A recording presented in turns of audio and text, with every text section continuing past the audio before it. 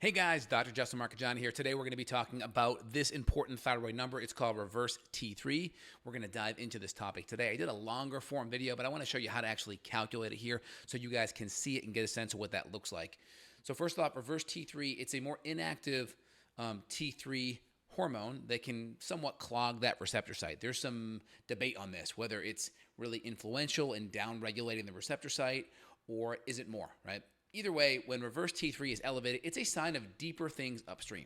And so this is where I tell patients and clinicians, if you're working on an intervention downstream, and that intervention, whether it's supplement or diet or lifestyle strategy, if it addresses many things upstream and not just that one thing, and the side effect of doing it is low, then it's fine.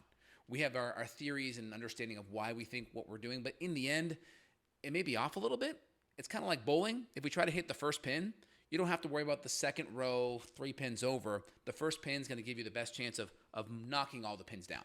And so if we work on interventions upstream by modulating cortisol, modulating insulin, adding in certain nutrients like selenium, upregulating glutathione levels, getting inflammation from food down, guess what?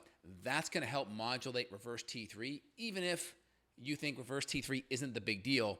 It's like bowling. It's like hitting the first pin versus micromanaging that outside pin, right? So that's kind of the philosophy that I like to take is, okay, we're going to try to hit things downstream. It may or may not be the biggest deal possible, but if we see it, we're going to do our best to modify it if we can, but also go upstream first. So out of the gates, reverse T3, there's some data on it's impacting that receptor site. Some say, yeah, it's significant. Other studies say maybe it's a little bit less. But either way, things that we can do to calculate it, to even see, do we have a reverse T3 problem? Let me go into that and show you what that looks like in just a second. So first off, here's my thyroid range, just so you guys can see that here out of the gate. So this is what I use. So here's my free T3. That's a PG per ml. And then your reverse T3 is a NG per DL. All right. And so when we do this ratio here, if your free T3 is pretty good, usually you're going to be in good shape with your reverse T3. It's very hard to see good free T3 and high reverse T3 unless you're overdosing thyroid hormone. That's the only time you're really going to see it. So your reverse T3, we want it ideally below 15. So this says 14 to 9 to 22. I would say in the mid-teens and below, I want to see the reverse T3.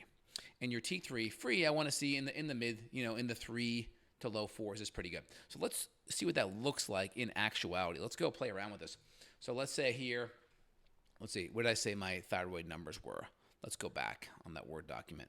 So we said free T3 is going to be PG per ml. So we're going to pick PG per ml. And then our reverse T3 we said was going to be NG per DL. So we want to set those numbers ahead of time. Just an FYI on that. Okay, so I set PG per ml on the free T3, and then our reverse T3 is NG per DL.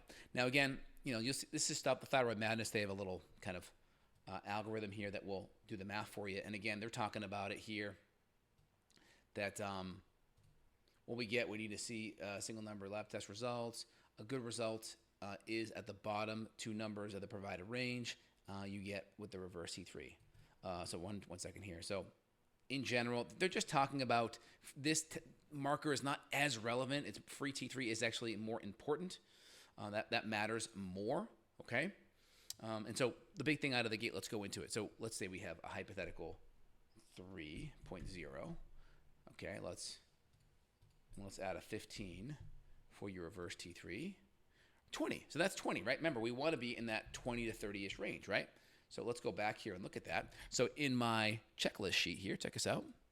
So look at my free T3 to RT3 ratio. We want 20 to 30. So technically, if you're checking that out right there, if you're at about 3 on the free T3 and a reverse T3 15, you're pretty good shape. Now if you go, let's say you go a little higher here, you're 23.3, so even better. Now, why does this marker matter? It's not the be-all or end-all. I like to look at reverse T3. If reverse T3 is somewhat in the middle, mid-teens or lower, and your free T3 is in that 3 or above, you're good, right? Because we did the math here already, right? So 3 and 15, you're at 20, right? So that's good. And so reverse T3 becomes more problematic when we see that free T3 go lower and lower and lower. It's like a seesaw. As reverse T3 goes up, free T3 goes down a lot of times. The exceptions are overdosing thyroid hormone. So you can see here, we can start to have free T3 be around 20. I'm sorry, reverse T3 around 20, and your free T3 around 3.5. And you start to go below that 20-ish range, right? And so natural ways to lower reverse T3. Like I mentioned, we go upstream. We deal with the insulin resistance. We deal with the excess imbalances in cortisol, overly high, overly low. We work on selenium. We work on supporting the liver because the enzyme that converts reverse T3 is the 5' deiodinase enzyme. And so supporting good, healthy liver function, getting cortisol, getting insulin down, making sure we have adequate selenium. These are all good things that are going to help the thyroid no matter what. I just wanted to show you what that looks like so you guys can get a sense of it.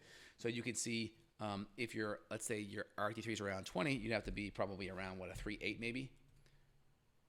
Yeah, so probably a little bit higher, probably 4.0.